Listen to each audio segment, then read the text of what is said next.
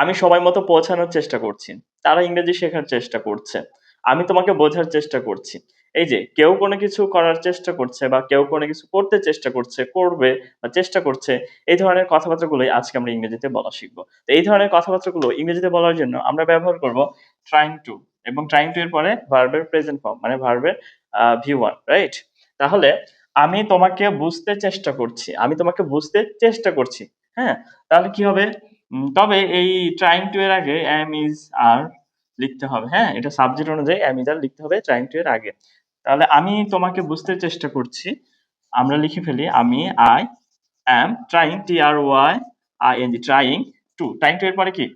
Verb এর present form হ্যাঁ? বুঝতে আন্ডারস্ট্যান্ড understand আন্ডারস্ট্যান্ড। তাহলে আমি তোমাকে বুঝতে চেষ্টা করছি I am trying to understand আমরা সময় মতো পৌঁছানোর চেষ্টা করছি। তাহলে কি? আমরা সময় মতো পৌঁছানোর চেষ্টা করছি। উই এর সাথে কি হবে? উই এর সাথে হবে আর। তাহলে উই আর তারপরে কি? ট্রাইং। এই যে ট্রাইং টু trying to আচ্ছা পৌঁছানো রিচ রিচ সময় মতো ইংরেজি কি? On time. কি বলেন তো?